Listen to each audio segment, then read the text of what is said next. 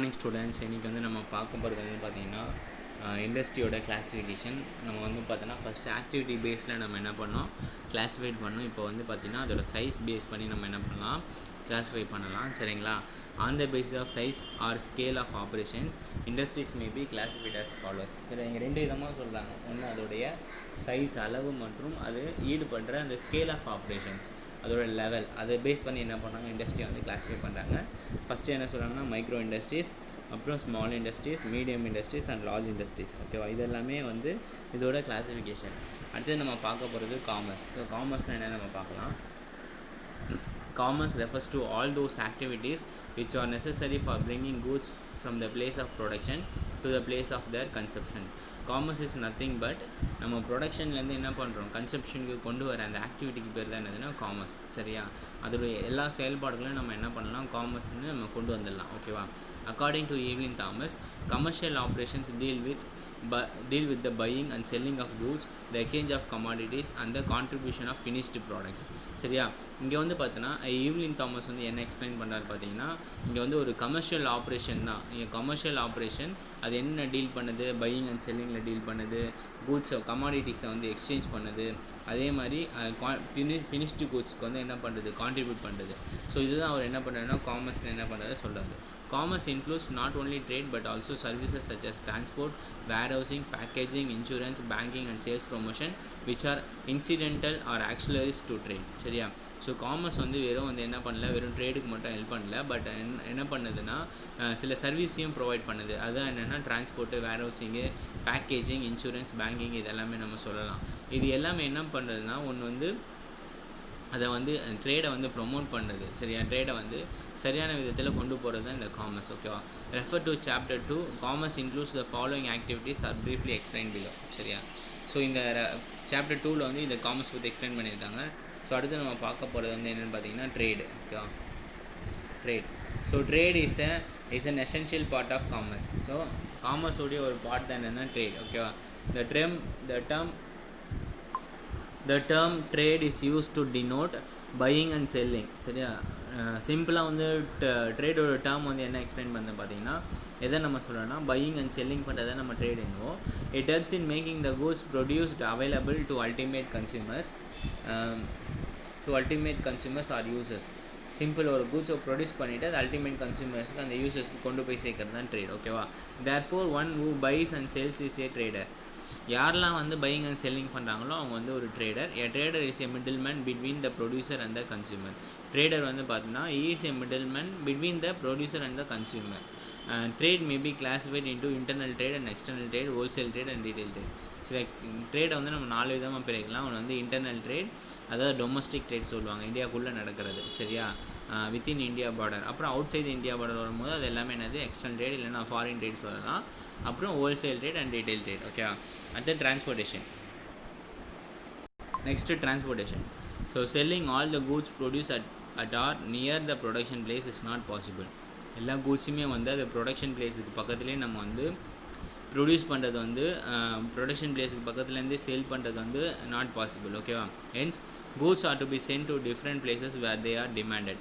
அதாவது வந்து டிஃப்ரெண்ட் பிளேசஸ்க்கு என்ன பண்ணுவோம், தேவைப்பட்ட இடத்துக்கு போகலாம். இப்போ எக்ஸாம்பிள் வந்து பார்த்திங்கன்னா ஒரு ஒரு ஒரு ஜாம் வந்து என்ன பண்ணலாம், இங்கே சென்னையில் தயாரிக்கிறாங்க. ஆனால் அதோட நீடு வந்து பார்த்தீங்கன்னா மகாராஷ்டிராவில் இருக்க நாக்பூருக்கு தேவைப்படும். புரியுதுங்களா? ஸோ அப்போ என்ன ஆகும்னா அதோட டிமாண்ட் வந்து வேரியஸ் பிளேசஸ்க்கு இருக்குது. அப்போ வந்து பார்த்தீங்கன்னா ப்ரொடக்ஷன் ஒரு பிளேஸாக இருக்கும், கன்சப்ஷன் இன்னொரு பிளேஸாக இருக்கும். அப்போ அங்கேருந்து நம்ம இதை கொண்டு போகிறதுக்கு நமக்கு என்ன வேணும், டிரான்ஸ்போர்ட்டேஷன்.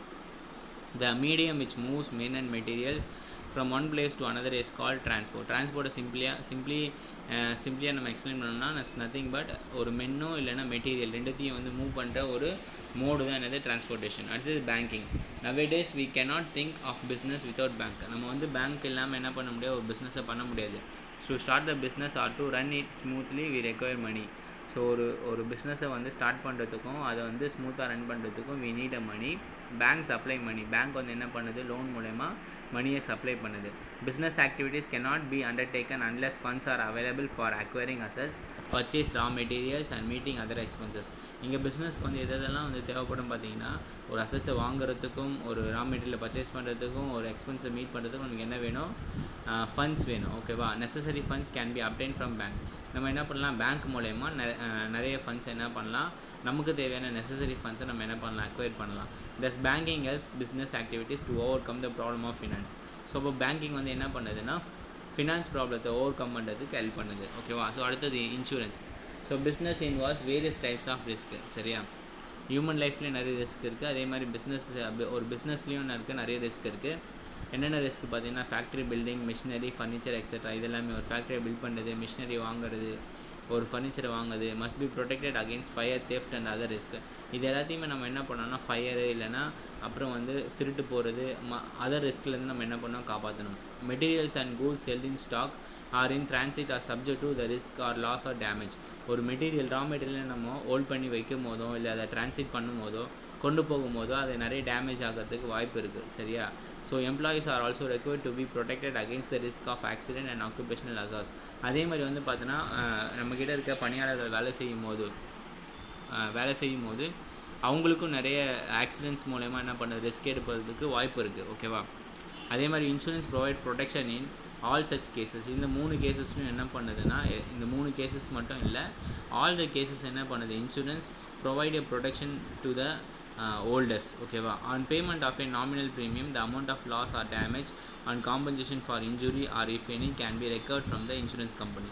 நம்ம ஒரு நாமினல், அதாவது சரியான ஒரு ப்ரீமியம் கட்டுறது மூலயமா நம்ம இந்த ரிஸ்க்கை வந்து என்ன பண்ணலாம், நம்ம கவர் பண்ணலாம். ஓகேவா. ஸோ அடுத்து நம்ம பார்க்க போகிறதுன்னு பார்த்தீங்கன்னா comparison between industry, commerce and trade. இங்கே வந்து பார்த்தோன்னா இங்கே வந்து கம்பேர் பண்ணுறாங்க, இண்டஸ்ட்ரியும் காமர்ஸையும் ட்ரேடையும் கம்பேர் பண்ணுறாங்க. ஃபஸ்ட்டு மீனிங் பாருங்கள். இண்டஸ்ட்ரி என்ன சொல்கிறாங்க, extraction, reproduction, conversion, processing and construction of useful products. சரியா. ஒரு யூஸ்ஃபுல் ப்ராடக்ட்ஸை வந்து என்ன பண்ணுறோம், நம்ம அதை வந்து ரீப்ரொடக்ஷன் பண்ணுறது, அதை புதுமையாக கொண்டு வர்றது, அதை வந்து ஒரு ரா மெட்டீரியல்லேருந்து இன்னொரு ரா மெட்டீரியலாக கன்வெர்ட் பண்ணுறது, அதை ப்ராசஸிங் பண்ணுறது, இது எல்லாத்தையுமே நம்ம என்ன சொல்லலாம், இண்டஸ்ட்ரின்னு சொல்லலாம். Commerce activities involving distribution of goods and services is nothing but ஒரு கூட்ஸையோ சர்வீஸையும் என்ன பண்ணுறது, எண்ட் யூஸருக்கு எண்ட் கன்சூமருக்கு கொண்டு போய் சேர்க்குற ஆக்டிவிட்டிக்கு பேர் தான் காமர்ஸ். ட்ரேட் வந்து பாருங்கள், purchase and sale of goods and services. ட்ரேடில் வந்து பார்த்தீங்கன்னா வெறும் பர்ச்சேஸும் சேல்ஸ் மட்டும்தான் இருக்கும். ஆனால் இதோட நிறைய ஆக்டிவிட்டீஸ் வந்து சேரும்போது தான் அது என்னது, காமர்ஸாக மாறுது. ஓகேவா. Scope consists of all activities involving conversion of materials and semi-finished products into finished goods. இங்கே வந்து பார்த்தோன்னா ஒரு ரா மெட்டீரியலையோ இல்லை ஒரு செமி-ஃபினிஷ்டு கூட்ஸையோ ஒரு ஃபினிஷ்டு கூட்ஸாக கன்வெர்ட் பண்ணுறதுக்கு பேர் தான் இண்டஸ்ட்ரி. இப்போ எக்ஸாம்பிள் பாருங்களேன், இப்போ ரா மெட்டீரியல் வந்து பார்த்திங்கன்னா இப்போது காட்டன் வந்து ஒரு ரா மெட்டீரியல், அந்த காட்டன்லேருந்து நம்ம என்ன பண்ணுறோம், ஒரு த்ரெட்டு தயாரிக்கணும். சரியா. அப்போ இது வந்து செமி-ஃபினிஷ்டு ப்ராடக்ட்ஸ்.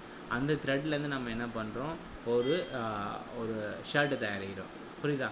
ஸோ ஒரு கிளாத் தயாரிக்கிறோம். ஸோ அப்போ இது வந்து ஒரு ஃபினிஷ்டு ப்ராடக்ட். ஓகேவா. அது காமர்ஸ் பாருங்கள், கம்ப்ரைஸ் ட்ரேட் ஆக்சிலரிஸ் டு ட்ரேட். இது வந்து பார்த்தோன்னா ட்ரேடை வந்து உள்ளடக்கியதும் அந்த ட்ரேடுக்கு உதவி புரியக்கூடியதாக இருக்குது. சரியா. Comprises exchange of goods and services. Trade வந்து ஒன்றும் இல்லை, ஒரு கூட்ஸ் அண்ட் சர்வீசஸ் என்ன பண்ணுறது, ஜஸ்ட்டு எக்ஸ்சேஞ்ச் பண்ணுறதை நம்ம என்ன பண்ணோம், ட்ரேடுன்னு சொல்கிறோம். ஓகே. அடுத்து capital. Generally large amount of capital it is required. இண்டஸ்ட்ரியை வந்து நம்ம வந்து வடிவமைக்கிறதுக்கு we need a large huge amount of capital. அதேமாதிரி காமர்ஸ் பாருங்கள், need for capital is comparatively less. ஆனால் இண்டஸ்ட்ரியோட கம்பேர் பண்ணும்போது காமர்ஸில் நம்ம இன்வால்வ் ஆகிற கேபிட்டல் வந்து ரொம்ப கம்மியாக இருக்கும். அடுத்தது இதில் ட்ரேடில் பாருங்கள், small capital is needed to maintain stock and to grant credit. So இதில் வந்து சின்ன ஸ்மால் கேபிட்டல் போதும். எதுக்காக தேவைப்படும்னா ஒரு எஃபிஷியன்ட் ஸ்டாக்கை, சரியா, எஃபிஷியன்ட் இல்லை நிறைய ஸ்டாக்கை நம்ம என்ன பண்ணலாம், மெயின்டைன் பண்ணுறதுக்கு நம்மளுக்கு கேபிட்டல் தேவைப்படும். சரியா. அடுத்தது ரிஸ்க்கு. இல்லை ரிஸ்க் இன்வால்வ் இஸ் யூஸ்வலி இண்டஸ்ட்ரியில் வந்து ரிஸ்க் ரொம்ப அதிகம். ஏன்னா அதிகமான கேபிட்டல் நம்ம இன்வெஸ்ட்மெண்ட் பண்ணுறோம். ஓகேவா. Relatively less risk is involve. இதில் கம்மியான ரிஸ்க்கு தான். அதே மாதிரி இதுலேயும் வந்து இந்த ட்ரேட்லேயும் வந்து கம்மியான ரிஸ்க்கு தான். Side it represent supply side of goods and services. இது வந்து எந்த சைடை வந்து மையப்படுத்தியிருக்குன்னு பார்த்தீங்கன்னா சப்ளை சைடு தான் நம்ம சொல்லலாம். ஏன்னா ப்ரொடக்ஷன் பண்ணி நம்ம என்ன பண்ணுறோம், சப்ளை பண்ணுறோம். இன்னொரு கம்பெனிக்கு தான் நம்ம சப்ளை பண்ணுவோம், இல்லைனா கஸ்டமருக்கு சப்ளை பண்ணுவோம். ஓகேவா. It represent demand side of goods and services. இது எதை பேஸ் பண்ணியிருக்கோன்னா ஒரு கூட்ஸோட டிமாண்ட் சைடை தான் என்ன பண்ணுறது, பேஸ் பண்ணி இருக்குது. ஓகேவா. It represent both supply and demand. ஆனால் ட்ரேட் வந்து பார்த்தோன்னா சப்ளை டிமாண்ட் ரெண்டுத்தையும் என்ன பண்ணியிருக்கு, ரெப்ரசன்ட் பண்ணி இருக்குது. அது utility creation. It creates from utility by changing the form or shape of material. ஓகேவா. இது வந்து எப்படி வந்து இது பண்ணுதுன்னா ஒரு மெட்டீரியலோட ஷேப்பையோ இல்லை அதோட ஃபார்ம்ஸையோ சேஞ்ச் பண்ணுறது மூலமா யூட்டிலிட்டி வந்து க்ரியேட் பண்ணுது. It creates place utility by moving goods from producers to consumers. Place யூட்டிலிட்டியை வந்து என்ன பண்ணுது, இடப்பயன்பாடை வந்து என்ன பண்ணால் உருவாக்குறது எது மூலயமா ஒரு கூட்ஸை மூவ் பண்ணி ப்ரொடியூசர்கிட்டேருந்து கன்சூமருக்கு கொண்டு போகிறது மூலயமா. அது it creates position utility through exchange. இது எக்ஸ்சேஞ்ச் மூலயமா என்ன பண்ணுது பொசிஷன் யூட்டிலிட்டியை வந்து உருவாக்குறது. அடுத்தது வேர் ஹவுசிங் பார்க்கலாம். Usually goods are not sold or consume immediately after production. ஒரு கூட்ஸை வந்து நம்ம உடனே என்ன பண்ணுறதில்ல சேல் ப்ரொடக்ஷன் முடிஞ்சதுக்கப்புறம் நம்ம என்ன பண்ணல சேல் பண்ணுறதில்ல. They are held in stock to make them available as and when required. அதை என்ன பண்ணணும் நம்ம ஸ்டாக்கில் வந்து ஸ்டோர் பண்ணி வைக்கிறோம். அது எப்போ தேவைப்படுமோ அப்போ ரிலீஸ் பண்ணுறதுக்கு. Special arrangement must be made for storage of goods to prevent loss or damage. அதனால் நம்ம என்ன பண்ணோம் அது டேமேஜோ இல்லை லாஸோ ஏற்படாத படிக்கு நம்ம என்ன பண்ணோம் அதை வந்து ஸ்பெஷல் அரேஞ்ச்மெண்ட் மூலமாக நம்ம என்ன பண்ணோம் ஸ்டோரேஜ் பண்ணோம். Warehousing helps business firms to overcome the problem of storage and facilities to availability of goods when needed. So இங்கே வந்து பார்த்தீங்கன்னா வேர் ஹவுஸ் வந்து என்ன பண்ணுதுன்னா ஒரு பிஸ்னஸ் வந்து ஒரு கம்பெனி வந்து என்ன பண்ணுது இந்த ப்ராப்ளத்தை வந்து ஃபேஸ் பண்ணுறதுக்கு என்ன பண்ணுது ஹெல்ப் பண்ணுறது. எது மூலயமா கூட்ஸ் வந்து ஸ்டோரேஜ் பண்ணுற ஃபெசிலிட்டியை கொடுக்குறது மூலயமா. Prices are thereby maintained at a reasonable level through continuous supply of goods. So continuous supply of goods மூலயமா நம்ம என்ன பண்ணலாம் ஒரு ரீசெண்டான ப்ரைஸை வந்து என்ன பண்ணலாம் கம்பெனிக்கு வந்து வேர் ஹவுசிங் வந்து ப்ரொவைட் பண்ணலாம். இதோட இந்த லெசன்ஸ் வந்து முடிஞ்சிடுச்சு. ஓகேவா.